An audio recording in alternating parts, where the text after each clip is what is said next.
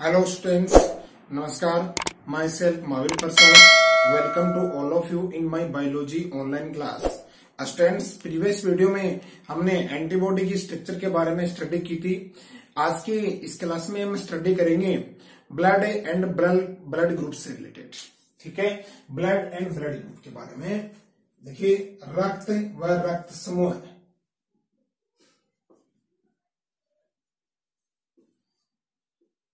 Blood and blood group.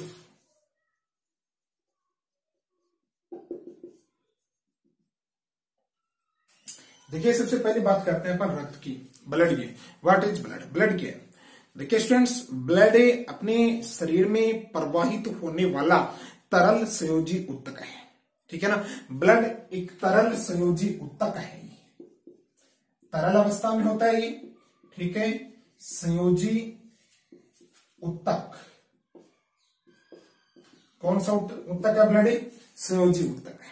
ठीक है, ये गाढ़ा होता है, चिपचिपा होता है और लाल रंग का होता है। कैसा होता है? लाल रंग का होता है। इसका जो लाल रंग है, ब्लड के अंदर एक पिगमेंट होता है, उस पिगमेंट का नाम है हीमोग्लोबिन। ठीक है, इस हीमोग्लोबिन पिगमेंट के कारण ब्लड का जो रंग है वो रेड होता है, लाल होता है students.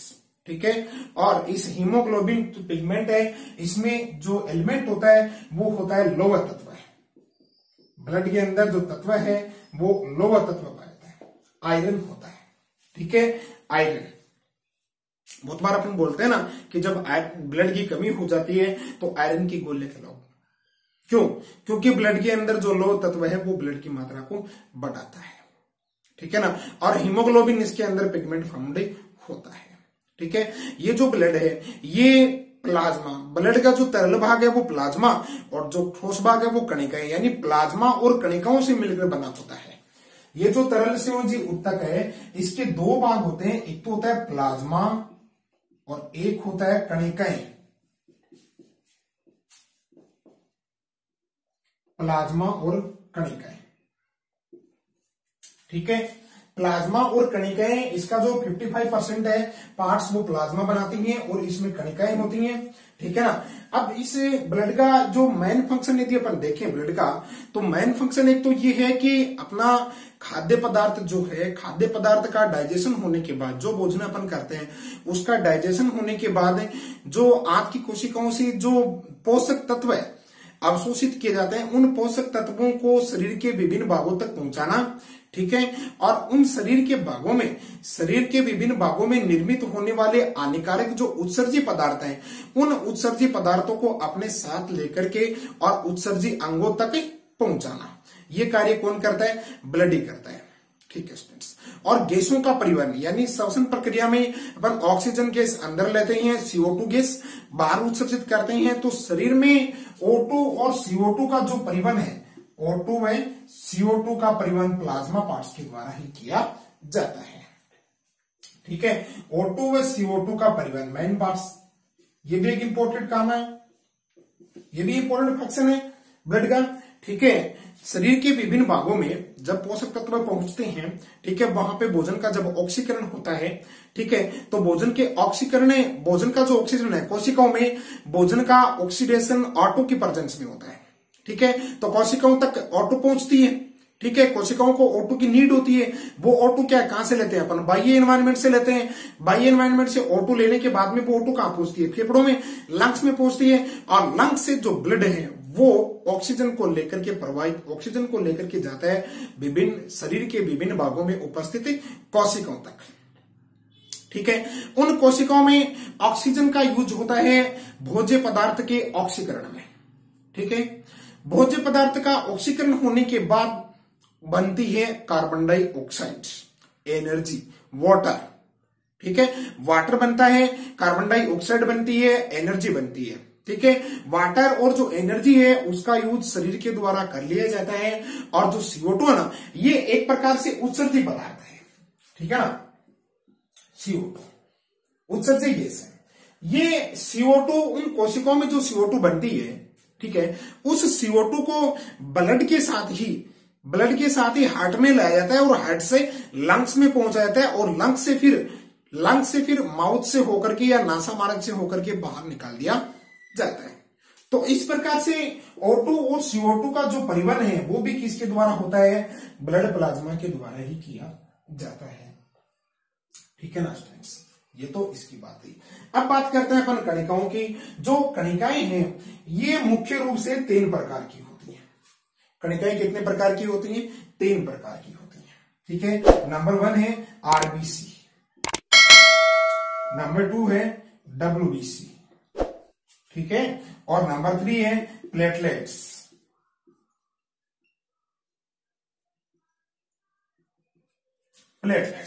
RBC, WBC, platelets. RBC यानी रेड ब्लड कार्पस्कल्स, रेड ब्लड कार्पस्कल्स, ठीक है, और डब्ल्यूबीसी व्हाइट ब्लड कार्पस्कल्स।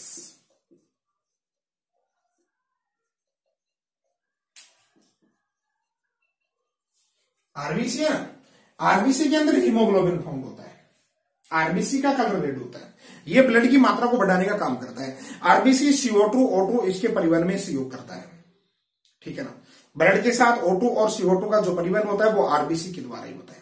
ठीक है स्टूडेंट्स, ब्लड की जो क्वांटिटी है, ब्लड की क्वांटिटी, बॉडी में ब्लड की क्वांटिटी जो इंक्रीज होती है वो आरबीसी पर डिपेंड करती है, आरबीसी बढ़ाती है।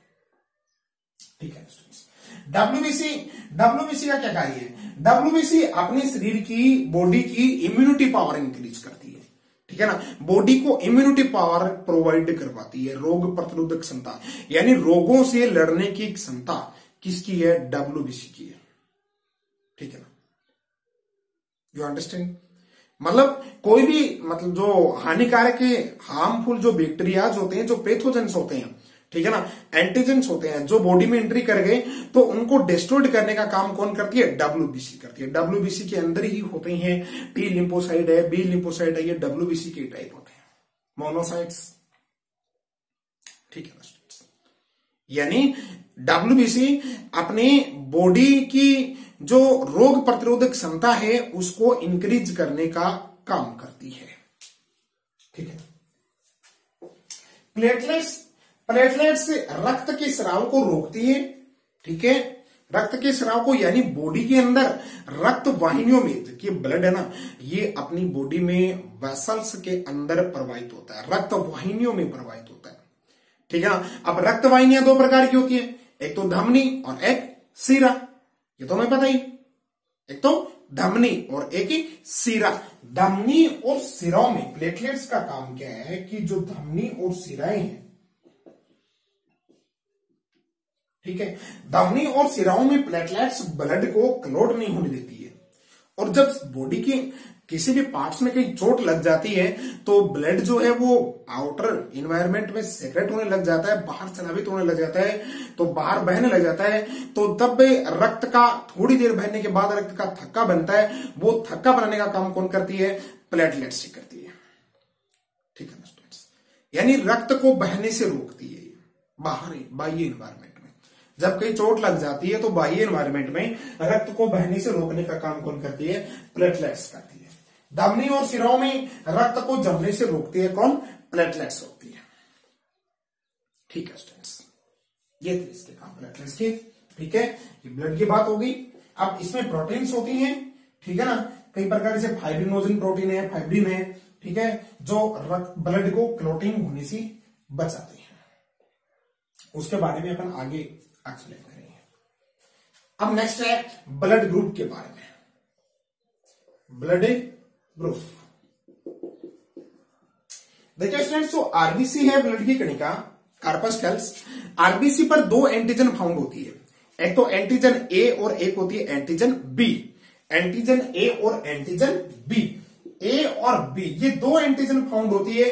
इन 2 एंटीजन की उपस्थिति और अनुपस्थिति के आधार पे, ठीक है ना, आरबीसी पर एंटीजन ए और बी की उपस्थिति व अनुपस्थिति के आधार पे ब्लड को लैंड स्टीनर नामक वैज्ञानिक ने, कार्ल लैंड स्टीनर नामक वैज्ञानिक ने रक्त को वर्गीकृत किया। ठीक है, रक्त को वर्गीकृत करने का काम किसने किया, कार्ल लैंड स्टीनर नामक वैज्ञानिक ने किया था। सन 1901 में, ठीक है ना। यानी कार्ल लैंडस्टीनर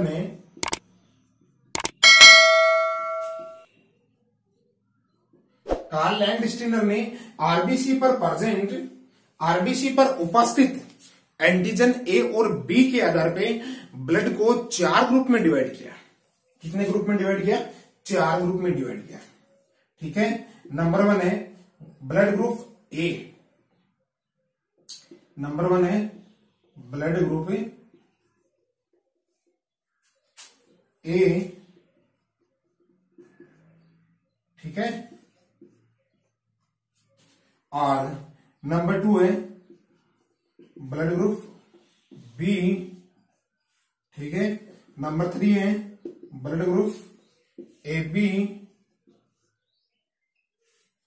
और नंबर 4 है ब्लड ग्रुप ओ।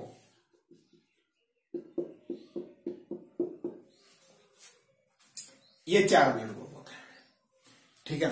एंटीजन की उपस्थिति व अनुपस्थिति के आधार पे, आरबीसी पे प्रेजेंट एंटीजन की उपस्थिति व अनुपस्थिति के आधार पे, ठीक है। अब हम देखेंगे कि इसमें एंटीजन कौन सा है, एंटीबॉडी कौन से होते हैं। एंटीजन और एंटीबॉडी दोनों चीज देखेंगे। देखिए ब्लड ग्रुप ए जो होता है इसमें एंटीजन ए होता है, एंटीजन ए होता है और एंटीबॉडी बी होता है, ठीक है स्टूडेंट्स। और ब्लड ग्रुप बी जो है इसमें एंटीजन बी होता है और एंटीबॉडी ए होता है, ठीक है। और ब्लड ग्रुप ए बी में एंटीजन ए बी होता है और एंटीबॉडी एब्सेंट होती है, ठीक है। और ओ के अंदर जो एंटीजन है ये एब्सेंट होता है और जो एंटीबॉडी है ये ए बी होती है, ठीक है स्टूडेंट्स। ए में antigen A, antibody B, B में antigen B, antibody A B में एंटीजन ए बी और एंटीबॉडी एब्सेंट होती है, ठीक है। और ओ में एंटीजन एब्सेंट होते हैं और एंटीबॉडी ए बी होती है, ठीक है। अब इसमें देखिए यदि ब्लड ग्रुप ए जो है, ब्लड ग्रुप ए किसी व्यक्ति का ब्लड ग्रुप ए है और उस व्यक्ति का ब्लड ग्रुप बी ग्रुप वाले व्यक्ति को चढ़ा दिया जाए तो उसमें एंटीजन और एंटीबॉडी की परस्पर क्रिया होती है, ठीक है ना। एंटीजन एंटीबॉडी का परस्पर क्रिया होने से रुधिर लयन होने लग जाता है, ठीक है ना, जिससे ब्लड की क्लॉटिंग होने की संभावना बन जाती है, ठीक है। और उस व्यक्ति की मृत्यु हो जाती है, मृत्यु होने की संभावना बन जाती है। इसीलिए रक्तादान यानी रक्त, किसी एक व्यक्ति का रक्त दूसरे व्यक्ति को दिया जाता है तो उसमें ब्लड ग्रुप का टेस्ट किया जाता है। ब्लड ग्रुप सेम होना चाहिए, ठीक है। यानी ए वाला ए को देगा, बी वाला बी को देगा, ठीक है स्टूडेंट्स। अब इनमें से एक ब्लड ग्रुप ऐसा है जो सभी को दे सकता है, ए को भी दे सकता है, बी को भी दे सकता है, ए बी को भी दे सकता है, वो है ओ। कौन सा है? ओ को यूनिवर्सल डोनर कहते हैं, सार्वत्रिक दाता, सार्वत्रिक दाता। आप इसको सार्वत्रिक दाता क्यों कहते हैं? क्योंकि ये सभी को दे सकता है। और ए बी है ना, ये सार्वत्रिक ग्राह्य है,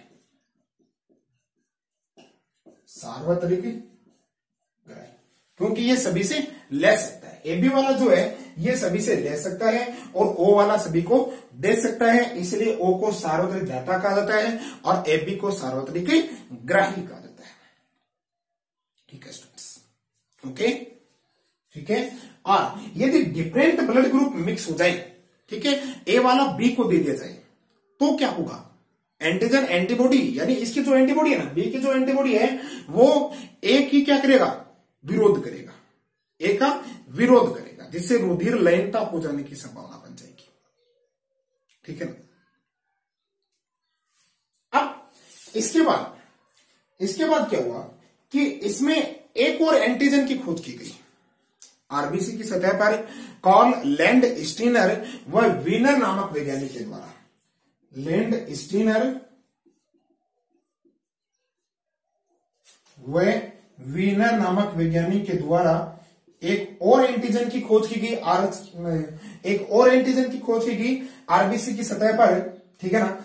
एक एंटीजन कारक की खोज की गई जो कि प्रोटीन का बना था। ठीक है, वो कारक किसका बना था? प्रोटीन का बना था, जिसको नाम दिया गया RH फैक्टर। क्या नाम दिया गया? RH factor. ये भी एक प्रकार के एंटीजन ही है। ठीक है, प्रोटीन का बना होता है, एंटीजन है RH फैक्टर। ठीक है, ये मतलब इन 4 ब्लड ग्रुप की डिस्कवरी होने के बाद कोलेड डिस्टिलर व वीनर ने मैकाका रिसस नामक बंदर में इसकी खोज की थी। मैकाका रिसस, RH यानी रिसस, ये जो RH वर्ड है ये रिसस वर्ड से लिया गया। रिसस बंदर का नाम है, वानर। मैकाका रिसस नामक वानर के अंदर RH फैक्टर की डिस्कवरी की गई थी। ठीक है स्टूडेंट्स, ये भी एक प्रकार के एंटीजन है जो कि हर प्रकार के लगभग 85% लोगों के अंदर ये प्रेजेंट होता है और 15% में ये एब्सेंट होता है। जिन व्यक्तियों में RH फैक्टर प्रेजेंट होता है ना, उसको RH पॉजिटिव कहा जाता है। जिनमें प्रेजेंट होता है उसको RH पॉजिटिव, और जिनमें एब्सेंट होता है उसको RH नेगेटिव। ठीक है, तो ब्लड ग्रुप का ट्रांसफर करते समय, रक्तदान करते समय RH फैक्टर को भी देखा जाता है। RH फैक्टर भी सेम होना चाहिए। ठीक है ना, जैसे A पॉजिटिव है, A नेगेटिव है, B पॉजिटिव है, B नेगेटिव है। A पॉजिटिव का मतलब ब्लड ग्रुप A है और उसमें RH फैक्टर भी क्या है? प्रेजेंट है। ठीक है ना, अब RH फैक्टर की खोज किसने की थी? RH फैक्टर की खोज लेंड डिस्टिलर व वीनर ने की थी। किसमें की थी? मैकाका रिसस नामक वानर में की थी। ठीक है ना, रिसस के नाम पर इसको क्या नाम दिया गया? RH नाम दिया गया, फैक्टर नाम दिया गया। ठीक है, विश्व में लगभग 85% लोगों के अंदर RH फाउंड होता है, यानी प्रेजेंट होता है, और 15% लोगों के अंदर RH एब्सेंट होता है। जिनमें एब्सेंट है उनको RH नेगेटिव कहा जाता है, और जिनमें प्रेजेंट है उनको RH पॉजिटिव कहा जाता है। ठीक है स्टूडेंट्स, तो RH पॉजिटिव और नेगेटिव का मिलान होने पर भी मतलब लयनता की संभावना बढ़ जाती है। ठीक है ना, क्लॉटिंग की संभावना बन जाती है ब्लड की। ठीक है, यदि कोई महिला जो RH नेगेटिव है, ठीक है, यदि कोई महिला है और वो RH नेगेटिव है और वो गर्भवती है, ठीक है, एक RH नेगेटिव वाली महिला यदि गर्भवती है और उसके गर्भ में पल रहा शिशु यानी गर्भस्थ शिशु यदि RH पॉजिटिव है, ठीक है, RH पॉजिटिव, तो उस माता का यानी उस महिला का और उस शिशु का जो ब्लड है वो मिक्स होता है। ठीक है, प्लेसेंटा के जरिए।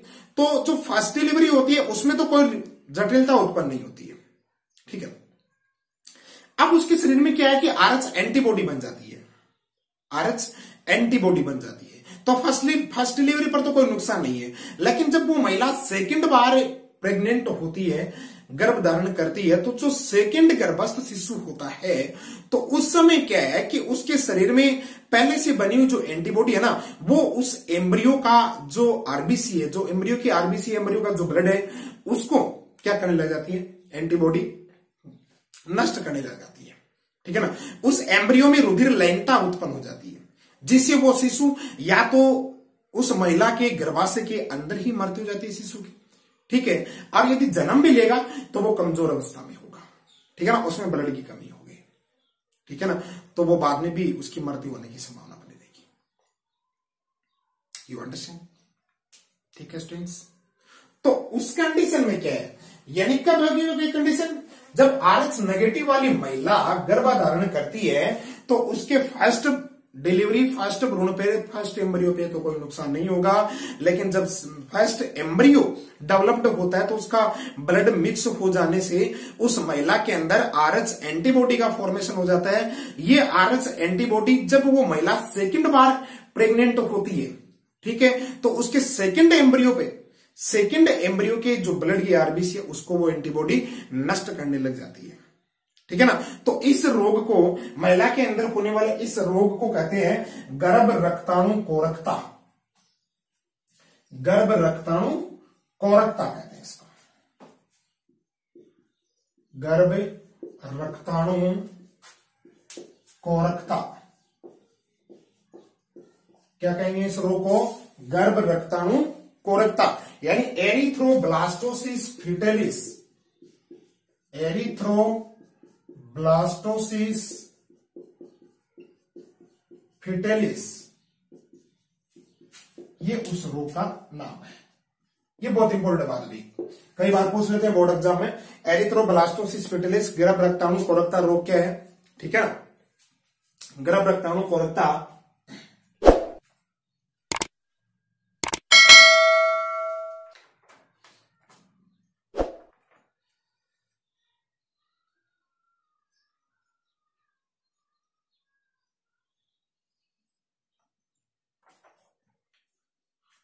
इस रोग के इलाज हेतु उस महिला के प्रसव के 24 घंटे के अंदर अंदर, प्रसव के डिलीवरी के 24 घंटे के अंदर अंदर IgG एंटीबॉडी का इंजेक्शन लगाया जाता है। IgG एंटीबॉडी का टीका लगाया जाता है। इसको रोगम टीका भी कहते हैं। क्या कहते हैं? रोगम टीका, ठीक है। यानी गर्भ रक्ताणु कोरकता के इलाज के लिए उस महिला को डिलीवरी के 24 घंटे के भीतर भीतर IgG का टीका लगाया जाता है, जिसको रोगम का टीका भी कहा जाता है। इस टीके के द्वारा इसका निदान किया जाता है, ठीक है स्टूडेंट्स। तो ये था RS फैक्टर। तो ब्लड ग्रुप के साथ में आजकल एक नया ये जो वर्ड जुड़ गए हैं, पॉजिटिव नेगेटिव, पॉजिटिव नेगेटिव। ये जो पॉजिटिव नेगेटिव है ये RS फैक्टर ही है, ठीक है। जिनमें प्रेजेंट है वो तो पॉजिटिव और जिनमें एब्सेंट है वो नेगेटिव, ठीक है स्टूडेंट्स। तो ब्लड ग्रुप का आदान प्रदान करते समय यानी रक्तदान करते समय RS फैक्टर की भी जांच की जाती है और ब्लड ग्रुप की भी जांच की जाती है। ये दोनों सेम होने चाहिए, ब्लड ग्रुप भी सेम होना चाहिए और RS फैक्टर भी सेम होना चाहिए। यदि जो नेगेटिव है उसको नेगेटिव ही दिया जाना चाहिए, ठीक है, और यदि कोई पॉजिटिव है तो उसको पॉजिटिव ही दिया जाना चाहिए, ठीक है स्टूडेंट्स। तो ये था आज का अपना टॉपिक। आशा करता हूं कि आपको कुछ जरूर समझ में आया होगा, ठीक है ना। फिर भी यदि किसी प्रकार की कोई कंफ्यूजिंग हो तो नीचे कमेंट बॉक्स में कमेंट करके बताइएगा। Okay students, thank you for watching my video. Okay यार, वीडियो देखा है, समझ में आया है तो एक लाइक तो बनता ही है, ठीक है स्टूडेंट्स। वीडियो को शेयर करें, ज्यादा से ज्यादा शेयर करें और हमारा जो चैनल है टू लाइफ स्टडी उसको सब्सक्राइब करें। सब्सक्राइब के पास में जो बेल आइकन है उसको भी प्रेस करें ताकि आने वाले जो नए वीडियोज हैं उनकी जानकारी आपको सबसे पहले प्राप्त हो। Okay, thanks a lot. मिलते हैं नेक्स्ट वीडियो में नेक्स्ट टॉपिक के साथ। तब तक के लिए गुड बाय।